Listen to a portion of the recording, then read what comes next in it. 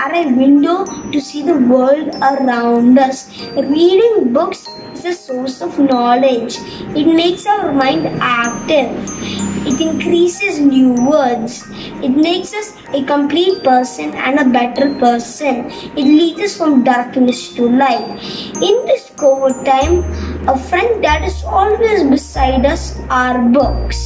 They give us fun, peace, and happiness. So, friends, develop the habit of reading books. Thank you. Now, our friend Alisa Martin of 2E will share a story with us. So, friends, sit back and enjoy. Good morning, teachers and my dear friends. I am Alisa Martin George of class 2E. Today I am going to share with you a very interesting book that I got to read. The book is called How the Grinch Stole Christmas, written by Dr. Seuss. The Grinch is an imaginary creature who hates happiness and lives alone in a cave.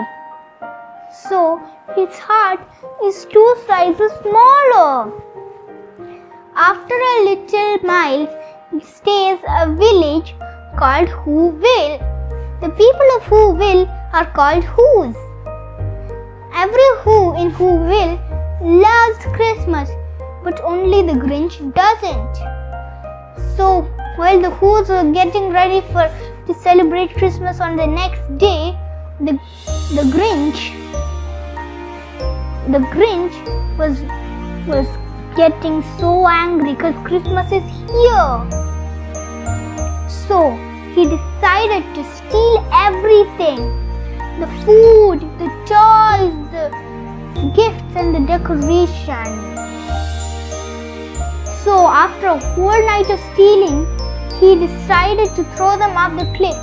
By the time he climbed up the cliff, it was already morning. So he listened to hear the cries of the Whos.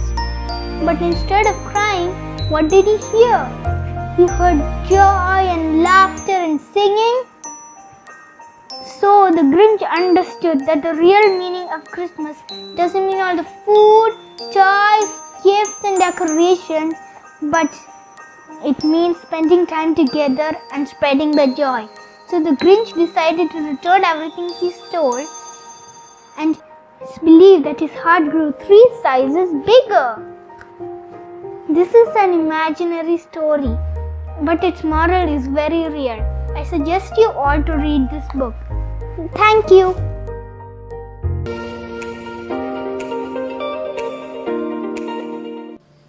കൂട്ടുകാരെ, പുസ്തകങ്ങൾ നമുക്ക് എന്താണ് തരുന്നത്?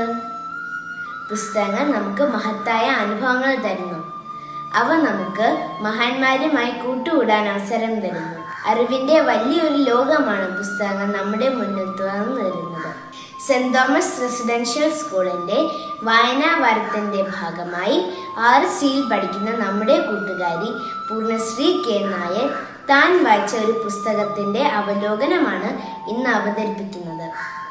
ധാരാളം വായിക്കാനും വരയ്ക്കാനും ഇഷ്ടമുള്ള പൂർണ്ണശ്രീ ഇംഗ്ലീഷിൽ ചെറുകഥകളും കവിതകളും എഴുതി തൻ്റെ ബ്ലോഗിൽ പ്രസിദ്ധീകരിച്ചിട്ടുണ്ട്. അതിൽ പലതിനും സമ്മാനവും ലഭിച്ചു. ഈ മിടുക്കിയുടെ അവലോകനം നമുക്കൊന്ന് കേട്ടാലോ?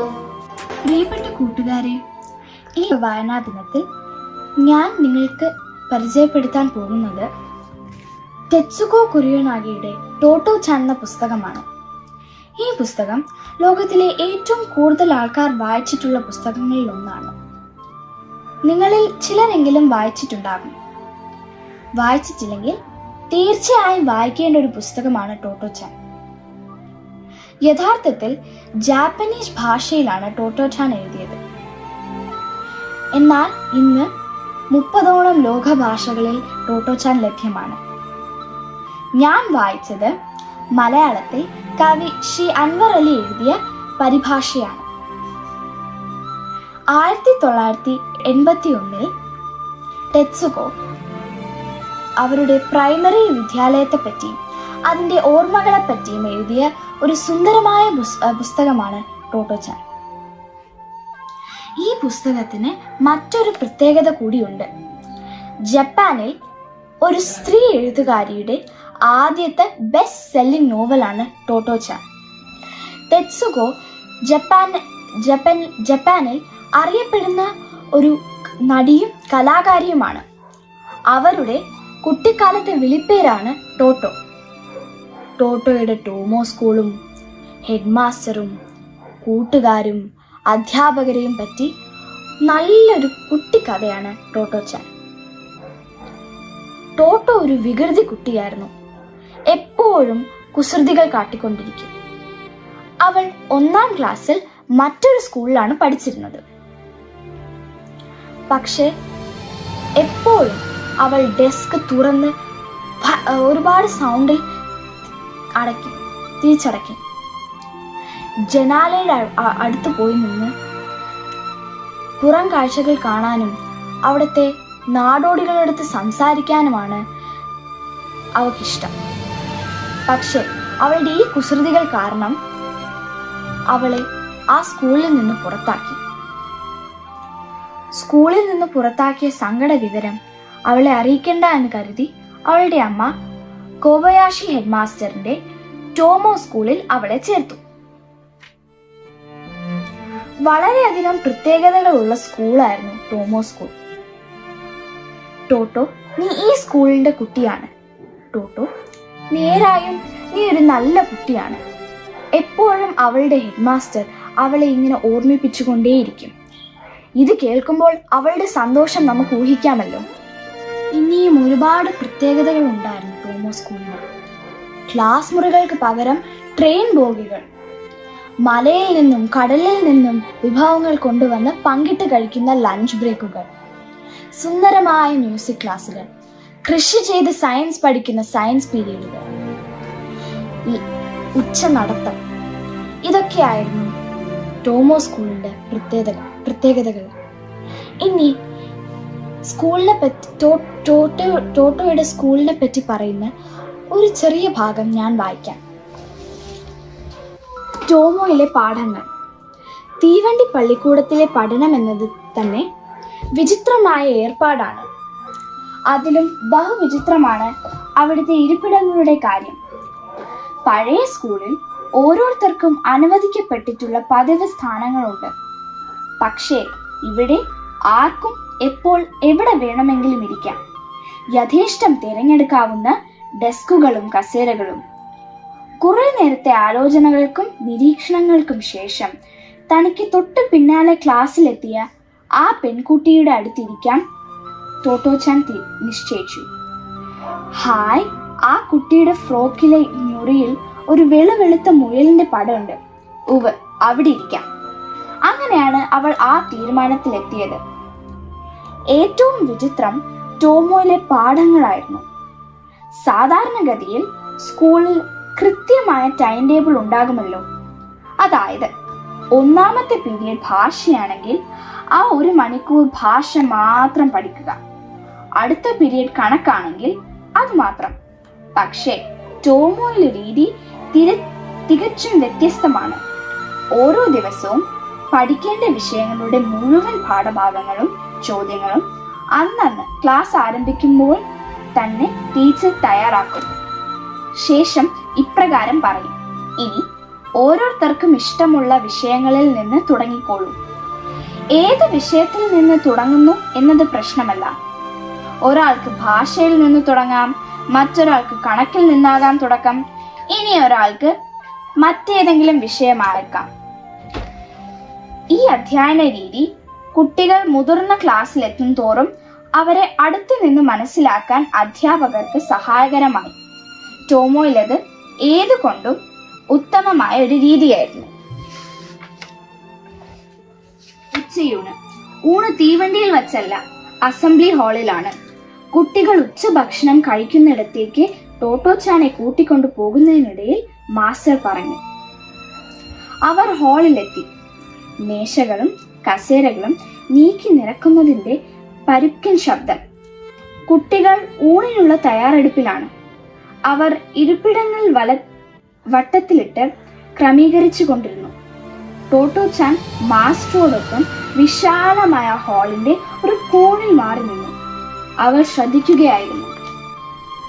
ബാക്കി കുട്ടികളൊക്കെ എവിടെയാ? മാസ്റ്ററുടെ നീലൻ ഷർട്ടിന്റെ തുഞ്ചത്ത് പിടിച്ച് വലിച്ചുകൊണ്ട് അവൾ സംശയം പ്രകടിപ്പിച്ചു.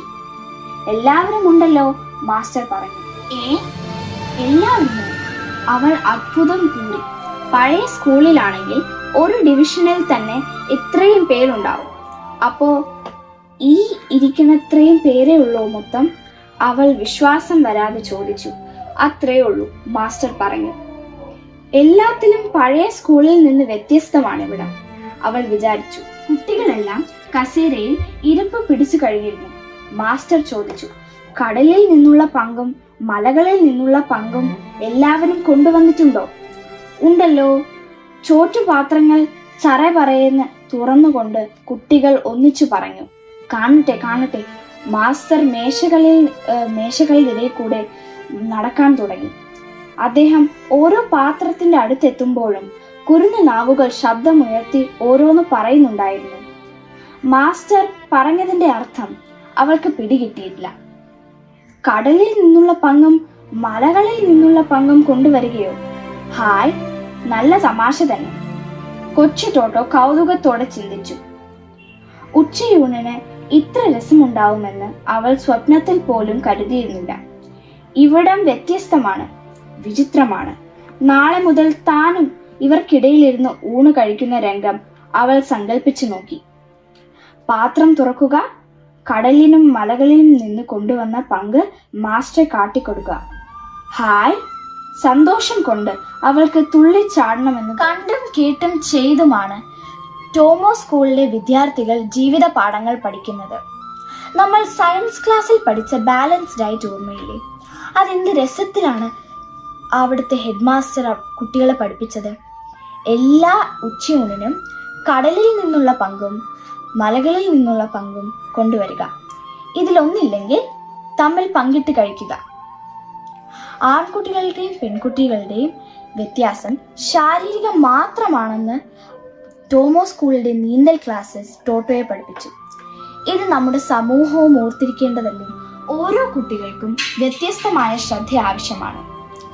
ഇത് മനസ്സിൽ വെച്ചുകൊണ്ടാണ് ടോമോ സ്കൂളിന്റെ അധ്യാപകർ കുട്ടികളെ പരിശീലിപ്പിക്കുന്നത്. കേവലം ഒരു കമ്പ്യൂട്ടർ സ്ക്രീനിൽ സ്കൂൾ ഒതുങ്ങിയപ്പോൾ കൂട്ടുകാരെ കാണാതെയും സംസാരിക്കാതെയും കളിക്കാതെയും വിഷമിച്ചിരിക്കുന്ന നമ്മളെ പോലുള്ള കുട്ടികൾക്ക് ടോട്ടോച്ചാന്റെ കഥ വായിച്ചു കഴിഞ്ഞാൽ സ്കൂളിനെ പറ്റിയുള്ള നിറം പകരുന്ന ഓർമ്മകളായിരിക്കും തിരിച്ചു വരുന്നത്. കുട്ടികൾക്കും മുതിർന്നവർക്കും അധ്യാപകർക്കും അച്ഛനമ്മമാർക്കും ഒരേപോലെ ആസ്വദിച്ച് വായിക്കാൻ പറ്റുന്ന ഒരു നല്ല കഥയാണ് ടോട്ടോച്ചാന്റെ. താൻ പഠിച്ച തന്നെ മാറ്റിമറിച്ച ടോമോ എന്ന വിദ്യാലയത്തെ പറ്റി കൂടുതൽ ആൾക്കാർ അറിയണം. അതുകൊണ്ടാണ് ടെറ്റ്സുകോ ടോട്ടോച്ചാൻ എന്ന പുസ്തകം എഴുതിയത്. പുസ്തകം എഴുതി കഴിഞ്ഞപ്പോൾ അവർ ലോകമെമ്പാടും അറിയുന്ന ഒരു പ്രശസ്ത എഴുത്തുകാരിയായി മാറി. ഒരുപാട് വിദ്യാലയങ്ങൾ ടോമോയുടെ ആശയം എടുത്ത് പ്രവർത്തിക്കാൻ തുടങ്ങി. ടെറ്റ്സുകോ കുട്ടികളുടെ വിദ്യാഭ്യാസത്തിന് വേണ്ടി പ്രവർത്തിക്കുന്ന യുണിസെഫിന്റെ ഗുഡ്വിൽ അംബാസിഡറായി മാറി. അങ്ങനെ അവർക്ക് ലോകമെമ്പാടുമുള്ള കുട്ടികൾക്ക് വിദ്യാഭ്യാസം എത്തിക്കാൻ സഹായിക്കാൻ കഴിഞ്ഞു. ലളിതമായ എഴുത്തിലൂടെയും നല്ല വായനയിലൂടെയും എങ്ങനെ ലോകത്തെ മാറ്റിമറിക്കാം, അതിൻ്റെ ഒരു നല്ല ഉദാഹരണമാണ് ടോട്ടോയുടെ കഥ. അതേപോലെ ഒരു നല്ല അധ്യാപകനെ എങ്ങനെ അദ്ദേഹത്തിന്റെ കുട്ടികളെ സ്വാധീനിക്കാം എന്ന് കോബയാഷി മാസ്റ്റർ നമ്മെ പഠിപ്പിക്കുന്നു. എൻ്റെ എല്ലാ കൂട്ടുകാരെയും ഞാൻ വായനയുടെ ലോകത്തേക്ക് ക്ഷണിക്കുന്നു. നമുക്ക് വായിച്ചു വളരാം.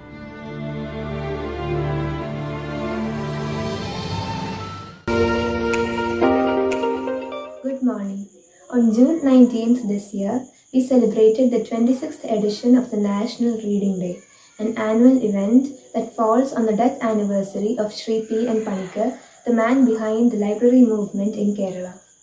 In 1977, he founded the Kerala Association for Non-Formal Education and Development, which was instrumental in beginning the Kerala State Literacy Mission that led Kerala to its universal literacy movement, becoming the first state in our country to achieve universal literacy.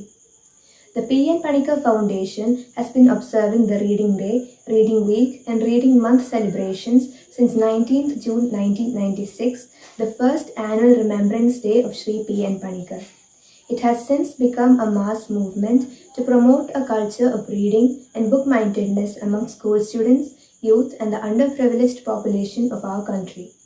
In 2017, Indian Prime Minister Narendra Modi declared June 19th Kerala's Reading Day as the National Reading Day of India. Vaicha Valaruga, or Read and Grow, is the motto of the National Reading Day. Reading gives us the ability to project ourselves into the lives of others and sink into alternative realities, whether it is the whimsical lance of Roald Dahl's fiction or a biographical memoir. The act of reading can transport us to new dimensions. This process can help us to mitigate the feelings of loneliness and estrangement, which are particularly common during this time of self-isolation and social distancing. Books can give us the opportunity to play with our own perspectives and imaginations. They can cheer us up when we are sad, they can motivate us when we are down, and can even give us company when everybody else is busy. Let's now hear a review of the book The Godfather by Varit Kishore. Good morning everyone, I'm Varit. The book I'm going to talk to you about today is one that is highly contradictory in some ways. It's a book that talks of murder and humility, of blackmail and justice, of blood wars and family, all in the same breath. It speaks of a man who is loyal, just, trustworthy, fatherly, and humble. A man who also happens to be the head of one of the biggest families in the American mafia. I'm pretty sure you must have guessed it by now. The man is Don Vito Corleone, and the book I'm talking about is The Godfather. Mario Puzo's modern classic is set in 1940s America, when gangsters overran the whole nation. The nearly 600-page novel is split into 9 parts, chronicling mostly the lives of Corleone himself, his 3 sons, Santino or Sonny, Federico and Michael, and his daughter Connie. All 4 are well loved, but Michael, the youngest, with his quiet dignity and natural knack for leadership, is the Don's chosen heir. The only problem, however, is that Michael himself has no interest whatsoever in his family's business. And he has no qualms in showing it either, defying his father in more ways than one. This leaves Corleone in a minor dilemma, for despite all his qualities, he is not immortal. The Corleones need a new Don, and fast. This is a major thread in a plot containing many. It's amazing how many people's lives are contained in just one book. Puzo's writing is blunt and engaging, infused with a sense of wry humor. And he paints a dark yet beautiful picture of what power means, both in the right hands and in the wrong. Corleone is a Don who, above all, cares deeply for the people under him, and that makes a world of difference in the way he goes about his work. He touches innumerable lives, making sure never to remain in someone's debt for long. He is not a mindless brute, but a man of thought, strategy, and depth. The plot of this book is extremely difficult to summarize, for every subplot, from Michael's eventful stay in Sicily to the Corleones' bitter back and forth with the Tattaglia family, requires a summary of its own. Each of these has been treated with care and respect, much like the Don himself treats his subordinates, making for a beautiful story of intrigue, loyalty, and revenge. Does Sonny let his heart rule his head all the time? Or does he mature? Does Michael live up to his father's expectations? Or does the dutiful Federico take the name of Don for himself? And what of Connie, their sister? Is she made of stronger stuff than first thought? I have only one answer to all these questions. Read the book yourself and you'll see. In conclusion, Mario Puzo's magnum opus is termed a classic for a reason. This thrilling, racy, phenomenal tale